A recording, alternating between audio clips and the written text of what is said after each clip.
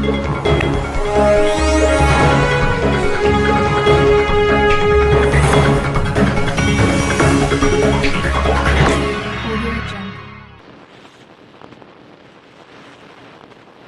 um suporte familiar fantástico, neste caso a minha mulher, os meus sogros, os meus pais, são um grande suporte que eu tenho de família, quer dizer, que era impossível, tendo em conta as funções que exerço. E às vezes não é só as funções que exerces, podes exercer muitas funções, mas depois a tua disponibilidade e o teu empenho sobre as mesmas não ser tão exaustivo. E, efetivamente, quem me conhece sabe que eu sou uma pessoa que gosta de estar muito por dentro das questões, participar em tudo aquilo que é as funções que exerço e assumir as responsabilidades na íntegra.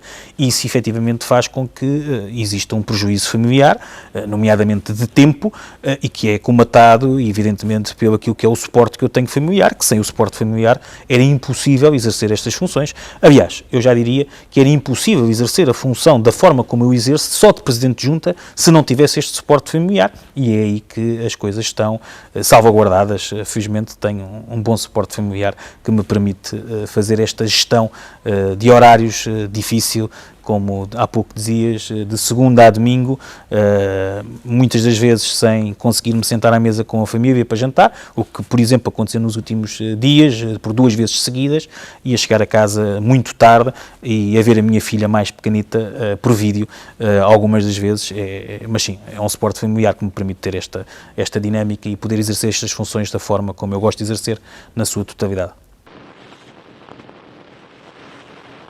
Sim. Pensar, sonhar e fazer acontecer é onde efetivamente nos sentimos numa função de Presidente de Junta. Como sabe, já fui vereador da Câmara Municipal de Louros, existe o mesmo pensamento, pensar, sonhar e fazer acontecer, mas as coisas não são sentidas da mesma forma, porque não há aquela proximidade que numa Junta de Freguesia nós conseguimos. E por isso é que eu costumo dizer que ser Presidente de Junta de Freguesia é e será sempre a melhor função pública que alguém poderá exercer. E aquela que eu mais gosto e aquela que certamente eu mais irei gostar de futuro, mesmo que venha a exercer outras funções. E, quer dizer, as coisas têm corrido bem, eu diria. Também fruto de uma equipa fantástica que trabalha comigo, desde o Executivo, mas a todos os trabalhadores e colaboradores da Junta, que desde a primeira hora se empenharam e muito nesta missão que eu costumo dizer que é o primeiro as pessoas. Esta é efetivamente a nossa grande missão, a nossa linha orientadora, e as coisas têm acontecido. Aliás, nós apresentámos em 2017 um programa muito arrojado, em que grande parte da crítica seria difícil execução, um programa há 10 anos, quando apresentámos, porque nós temos que ter a noção e a realidade que não podemos prometer às pessoas determinados projetos para um mandato, porque eles são impossíveis de executar, porque entretanto só a fase de planeamento, de projeto, de elaboração, de lançamento, já foi um mandato inteiro, por isso há projetos que são mais que um mandato, que passam o mandato de 5 anos, 6 anos, 7 anos, e por isso fizemos o nosso trabalho e a nossa previsão para o plano que apresentámos há 10 anos, e, por exemplo, no primeiro mandato, mesmo com uma grave crise social, económica, oriunda daquilo que foi a pandemia, e que nunca atravessámos, e nenhuma junta de freguesia ou autarquia atravessou a crise que nós atravessámos durante o ano 2020 e 2021, sentida por todos, desde as pessoas às empresas, mas as autarquias acima de tudo também, porque estiveram sempre na linha da frente, e as receitas a diminuir drasticamente, mas os custos com o apoio às pessoas a aumentar também ele drasticamente. E nesse sentido conseguimos ainda assim cumprir 80% daquilo que nos comprometemos para 10 anos. E por isso sim, quer dizer, tudo aquilo que pensámos e aquilo que pensei inicialmente, as coisas até diria que estão a correr melhor do que aquilo que eu achava que seria possível, graças ao trabalho de muita gente. Estamos a entrar agora faremos em setembro, outubro deste ano, 6 anos, e estamos convencidos que muitos daqueles projetos que eram mais burocráticos, mais complexos e que por isso não eram possíveis ser executados no anterior mandato, e por isso o tal prazo de 10 anos para execução, que estarão já em fase de execução ainda este ano, e por isso estamos muito otimistas que vamos cumprir tudo aquilo que comprometemos às pessoas antes dos 10 anos, mas também, e respondendo à pergunta de uma forma muito direta, sim, efetivamente está a correr da forma como imaginava, ou melhor dizendo, está a correr melhor do que imaginava, graças também ao apoio que tenho de todos os trabalhadores e colaboradores e de todo o Executivo da Junta. Talvez, é engraçado que talvez os projetos mais relevantes para mim não sejam aqueles que são mais relevantes para as pessoas, para a população. Eu, por exemplo, acho que o mais relevante de todos foi a capacidade que tivemos de aproximar a entidade Junta de Freguesia das pessoas. Esta relação que foi criada de proximidade e a participação que conseguimos incentivar as pessoas a ter perante a Junta. Aquele sentimento em que as pessoas sentem que uma crítica feita à Junta de Freguesia é uma crítica que é ouvida e que nós próprios também sempre tentámos dizer que uma crítica é sempre muito mais importante que um elogio. E havia um desinteresse, esta é a minha opinião, havia um desinteresse antes de nós entrarmos, porque as pessoas pouco participavam naquilo que, seja com críticas, com elogios ou nas próprias atividades da Junta.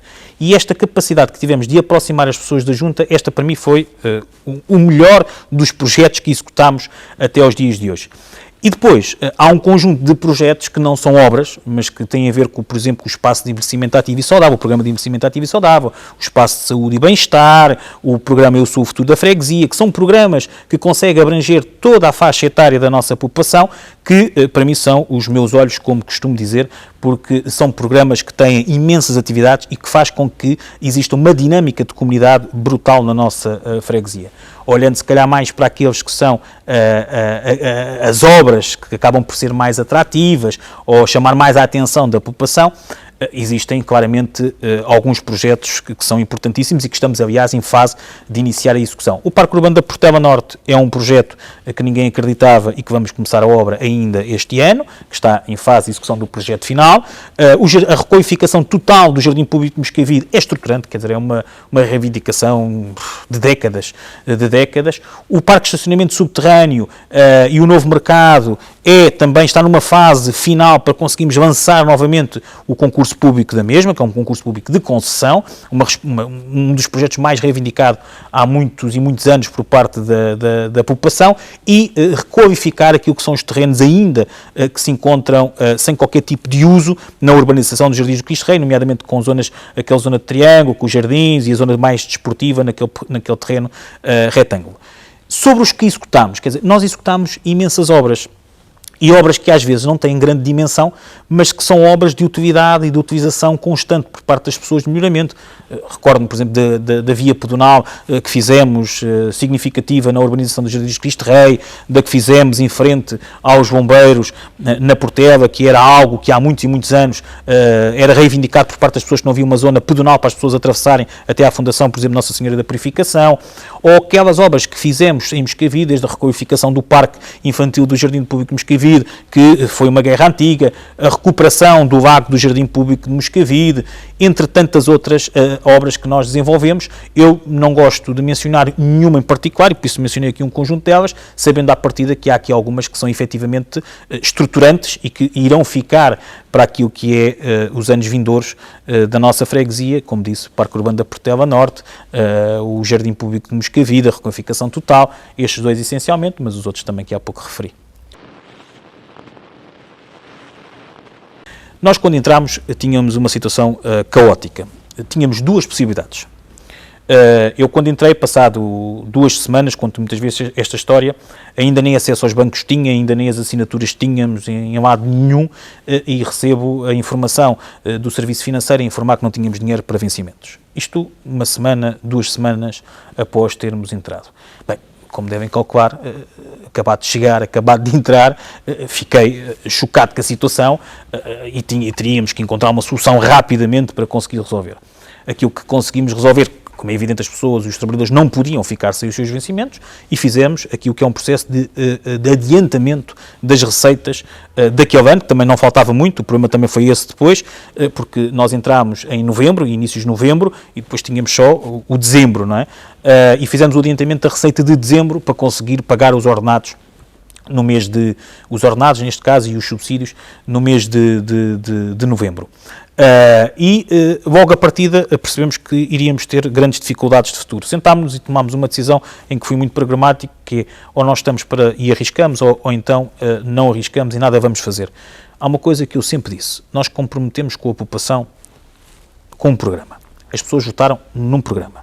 não executarmos um programa por responsabilidade que outros nos deixaram, quer dizer, isso aí estamos a faltar a palavra às pessoas. Temos que assumir a responsabilidade, tendo em conta a forma como encontramos a Junta de Freguesia, temos que assumir a responsabilidade de resolver estes problemas. Mas há uma coisa que é certa, esta resolução do problema financeiro não poderá, de forma alguma, ser impeditiva de executarmos aquilo que é o nosso programa e, por isso, e ainda para mais, tendo em conta a tónica que sempre colocámos, que é o primeiro as pessoas e as pessoas não são números.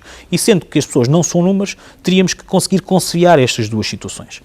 Isto foi extremamente difícil. E foi extremamente difícil porque não podíamos pagar tudo, tivemos que fazer uma gestão do que eram acordos, fomos fazendo acordos para ir liquidando aquilo que herdámos e, simultaneamente, em 2018, tínhamos que tomar uma opção. Tínhamos a regularização extraordinária dos precários à nossa frente. Ela tinha um peso no nosso orçamento de mais de 400 mil euros anuais.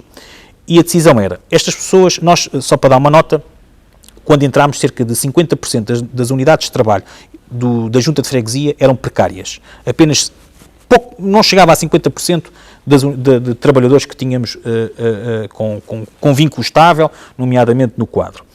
E tínhamos pessoas que estavam há 15, há 10, há 20 anos numa situação precária, literalmente. E tínhamos ali uma oportunidade de resolver a vida daquelas pessoas. Como é que nós podemos dizer primeiro às pessoas, depois perante uma circunstância destas, que o Governo nos permite resolver a situação destas pessoas, vamos dizer que não, porque a situação que herdámos não permite resolver? Quando, para nós, efetivamente, as pessoas estão em primeiro lugar e as pessoas não são números. Não poderíamos fazer isso.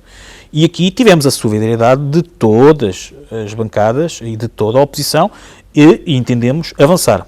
E avançámos e regularizámos a situação destas pessoas, o que teve um impacto, como disse, de 400 e tal mil euros por ano.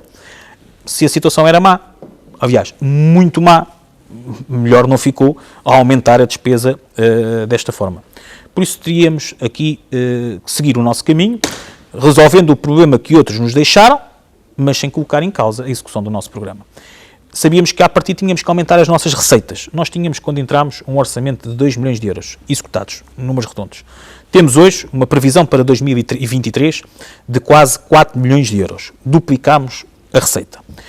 Tivemos executados no ano passado, isto é, em 22, por isso, aqui este já não há dúvida, foi aquilo que a nossa capacidade de executar receita, cerca de 3 milhões e 600 mil.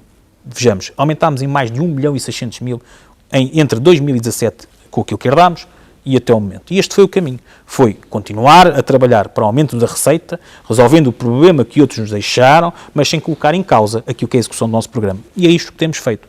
Havemos de chegar, e aquilo que estamos convencidos, é que no final deste mandato teremos uma saúde financeira. Aliás, quando acabámos o anterior mandato, já tínhamos uma saúde financeira muito melhor do que aquela quando encontramos. A oposição fala em alguns números, nomeadamente da história do passivo. E é preciso conhecer um bocadinho aquilo que é a gestão autárquica, porque existem várias formas de a gerir. Nós podemos ir todos os dias ali ao torneiro comprar as peças que necessitamos, ou ir ao talho comprar os bifes para o centro-dia, para serem confeccionados. Todos os dias vamos já comprar. Mas essa não é a prática correta de uma gestão autárquica. Uma prática correta de uma gestão autárquica, ou até mesmo de uma empresa, é termos contratos de fornecimento continuados. E contratos de fornecimento continuados são aqueles que nos permitem saber que nós temos até uma verba limite de, ou até ao período de X, a capacidade de ir àquele fornecedor, através de um contrato que é devidamente cumprido através das normas da contratação pública, e o que é que isso faz? Nós podemos ter um contrato de 30 mil euros para as mais variadas áreas e bens, e ao fim e ao cabo não só gastamos desses 30 mil euros, 1.000 euros, mas entretanto, aquele valor que está em excesso ou ainda não foi usado desses mesmos contratos, entram, por exemplo, para a questão do que é os passivos, e por isso é que dizem que o passivo aumentou. Não. O passivo de dívida diminuiu. Aquilo que aumentou é a responsabilidade da Junta. Sim, porque não gerimos a Junta ao dia. Gerimos a Junta para hoje, para amanhã e para depois. E isso é a gestão correta. E a gestão correta, por isso também temos que saber analisar os números. Uma coisa é certa, e digo isto também muitas vezes.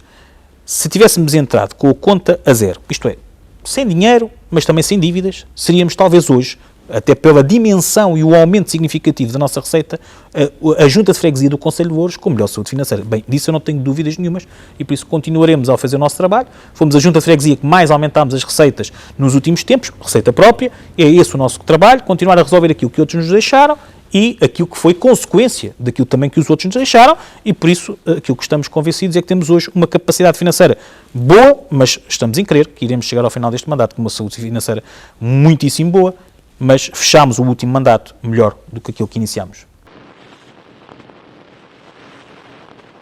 Sim, isso é uma resposta que respondo de imediato. Aliás, uma das coisas que que se ouviu muito na comunidade, ou que se tentou, os próprios partidos da oposição, ou alguns fizeram alguns comunicados nesse sentido, foi a dar uma imagem que eu estava de saída, que tinha vencido as eleições em 2021 e depois, em 2022, entrei para a Assembleia da República e por isso já estava de saída. Não é verdade.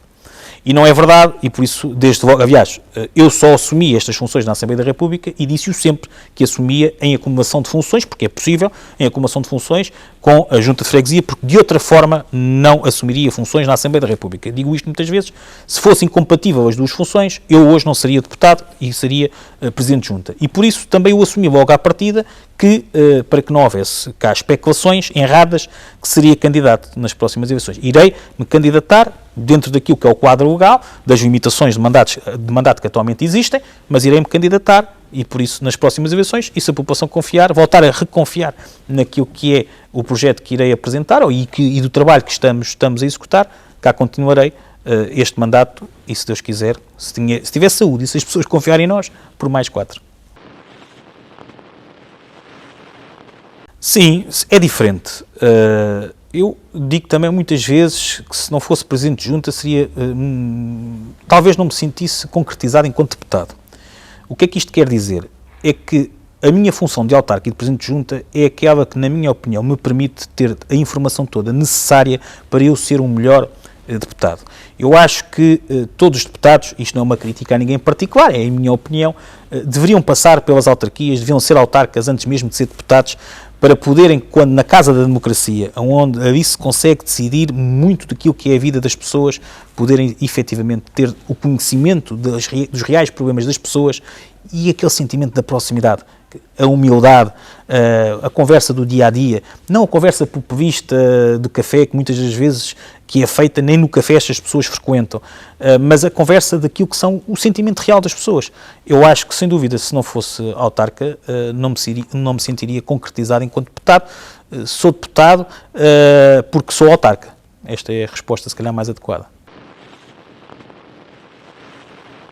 Eu faço parte de 3 comissões, a Comissão do Poder Local e a Administração Central, a Comissão das Obras Públicas e Infraestruturas e a Comissão de Comunicação Social, Cultura, Desporto e Juventude. São as 3 áreas, sendo que aquela que tenho mais participação, por ser autarca, é efetivamente a Comissão de Poder Local.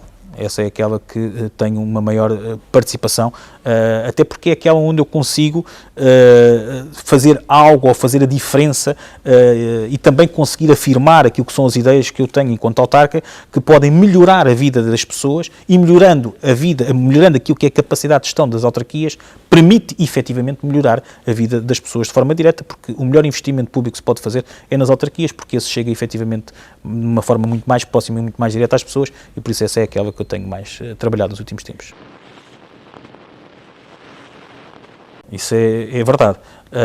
E por isso existe nas bancadas parlamentares, estamos organizados pelos distritos dentro das próprias bancadas, temos um coordenador do Distrito de Lisboa, dos deputados do Distrito de Lisboa do Partido Socialista, assim acontece também nos outros grupos parlamentares, do Porto, da Guarda, por aí fora. E isso faz com que nós temos dias específicos para visitas ao território, o contacto com a população, e depois também é a sensibilidade de quem vive nesses territórios, ter a capacidade de perceber quais são as suas problemáticas e trazê-las para a Assembleia da República. E sim, é possível. É possível das mais variadas formas, desde questões que podemos colocar de uma forma muito direta ao Governo, a qualquer Ministro em particular, ou ao Secretário de Estado, mas também com propostas em concreto que podemos apresentar para melhorar aquilo que são as situações mais problemáticas que eventualmente possam existir nos nossos distritos. Isso é uma verdade absoluta e muitas conquistas de todos os partidos, sem exceção, têm sido conseguidas pelo trabalho de proximidade que os deputados de cada um dos distritos faz na Assembleia da República. Isso confirmo. Eu talvez o que vou dizer possa não ser tão popular, mas foi a sequência normal. eu diria. É a sequência normal de um caminho que estava a ser percorrido. Quando em 2011 fiz parte daquilo que foi um grupo que entendeu fazer uma candidatura à Conselhia de Louros do PS, na altura eu com o Ricardo Vião, desenhámos um projeto, desenhámos uma ideia e concorremos até internamente contra uma candidatura do outro, que era à época o Presidente da Câmara Municipal de Louros, o Carlos Teixeira, que foi também candidato, e concorremos contra o Carlos Teixeira nessas eleições internas e conseguimos conquistar aí a Conselhia de Louros. Neste caso, o cabeça de lista era o Ricardo Vião. E desenhámos, a partir desse momento, desenhámos um caminho. Esse caminho teve momentos bons, momentos maus. Houve um momento mau, que foi um momento em 2013, quando perdemos a Câmara Municipal e quando perdemos um conjunto de juntas de freguesia, algumas fruto, claro, do que foi o processo de agregação de freguesias e outras não. E outras por outros motivos, mas que não foram à agregação. E eu costumo dizer que o 2013 foi, politicamente, o meu melhor ano, porque não tenho dúvidas nenhumas, se não tivéssemos perdido aquelas eleições, que não teríamos chegado onde chegámos em muitas freguesias, no Conselho e até naquilo que é a afirmação da Conselhia de Louros do PS, que é hoje a maior conselhia do país do Partido Socialista, a maior estrutura de conselhia do Partido Socialista, interna do Partido Socialista, e repito-me. E por isso, eu não tenho dúvidas que 2013 foi um ano muitíssimo importante para todo este trabalho. A partir de 2013, desenhámos uma estratégia, e aqui eu e o Ricardo, e um conjunto de outras pessoas, mas particularmente eu e o Ricardo, e quando digo Ricardo Vião, que estou a falar, desenhámos uma estratégia que era, passado 8 anos, isto é, em 2017, em 2021 conseguimos conquistar a Câmara e em 2017 conseguimos reconquistar algumas das freguesias. E desenhámos logo com as pessoas, quem é que eram, quem é que não seriam, fizemos estudos de opinião, foi um trabalho muito sério, muito ao detalhe, que permitiu efetivamente em 2017 conseguirmos conquistar muitas juntas de freguesia, ou reconquistar muitas juntas de freguesia e conquistar também a Assembleia Municipal de Louros, já com o Ricardo Vião. O desenho a seguir era conseguir conquistar a Câmara em 2021, quando sabemos que o segundo mandato, do segundo para o terceiro, é sempre um mandato mais seguro de renovação. E não estávamos a falar propriamente de alguém que fosse desconhecido do outro lado, que estivesse no poder, que tem sempre uma vantagem. Estamos a falar de alguém que tem muita popularidade, com muita notoriedade, que é Bernardino Soares. Muitos não acreditavam que isso fosse possível.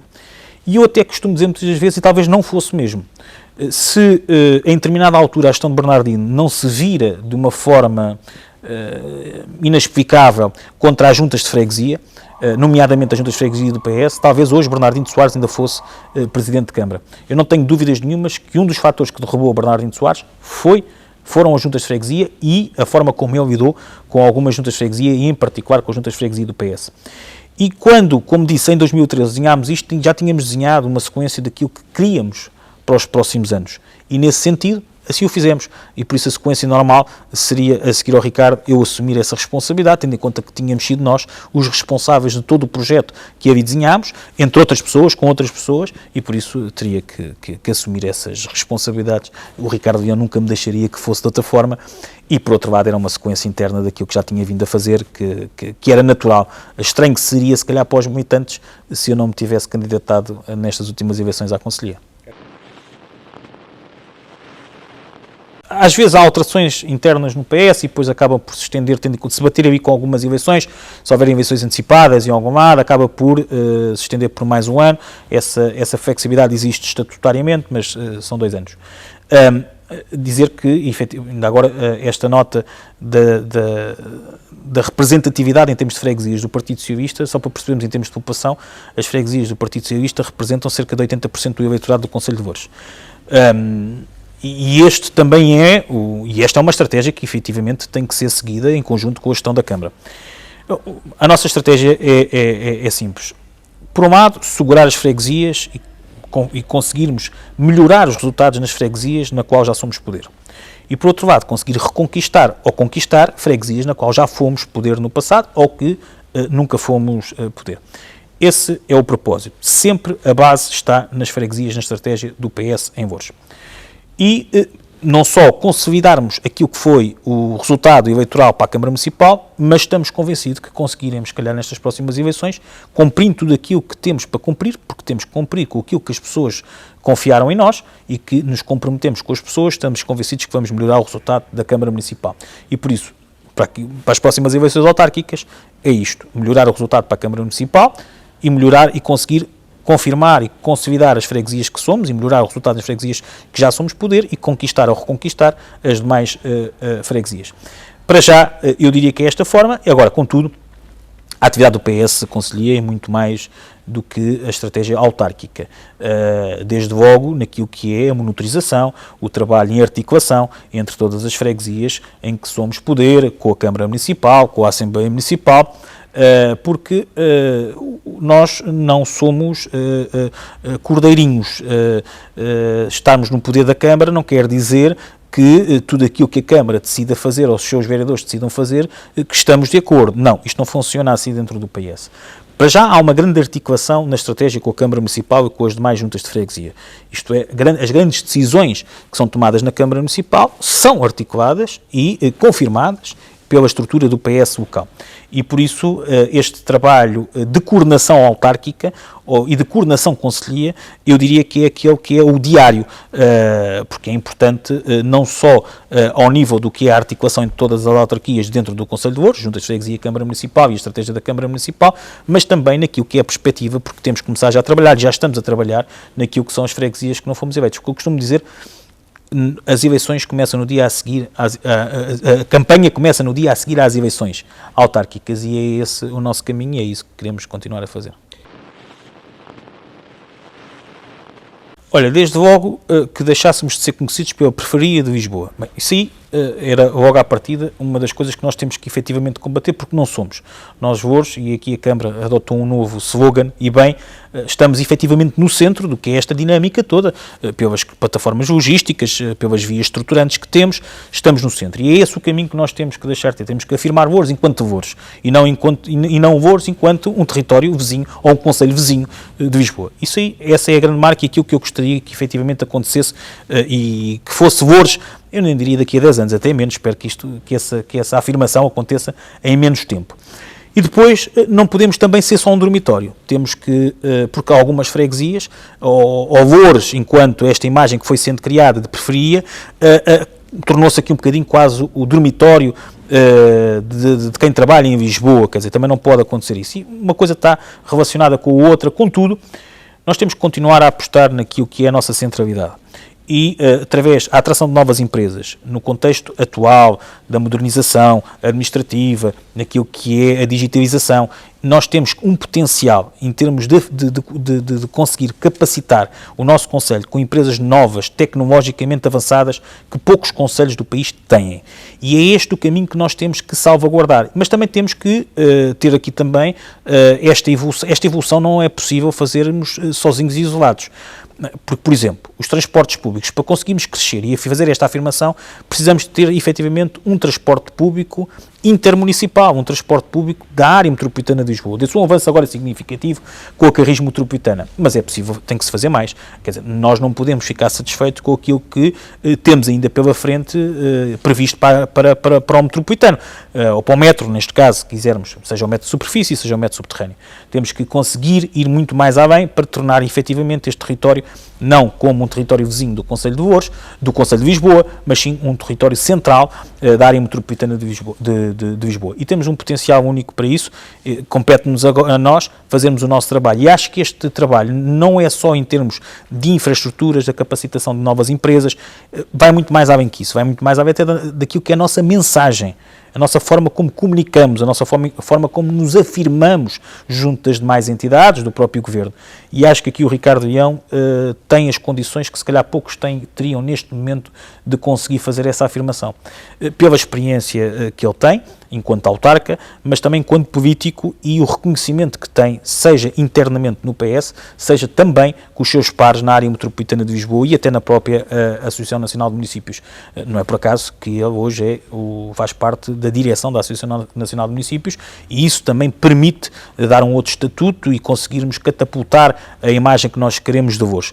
Voos já se tem afirmado e Voos tem que continuar a ter a capacidade de se afirmar em primeiro lugar e não ir por arrasto de outros municípios. Vejamos aquilo que foi agora a questão das cheias e das inundações, qual foi o Conselho que afirmou e qual foi o Conselho que conseguiu colocar o Governo a dizer que sim, que iria apoiar financeiramente os danos causados por via. Foi Voos que teve na primeira hora a reivindicar que fosse acionado um mecanismo qualquer de apoio, foi o Voos que esteve na comunicação social desde o primeiro ao último minuto reivindicativo, não com a passagem, não no momento em que as pessoas estavam a ser retiradas, mas sim no pós esse momento que foi muito importante, e é este o caminho que nós temos que querer, acima de tudo. E para finalizar, o que eu quero Voos daqui a 10 anos é que deixemos de ser o Conselho vizinho de Lisboa e passemos a ser o Conselho de Voos, um Conselho central e um dos conselhos mais importantes de Portugal e da área metropolitana de Lisboa.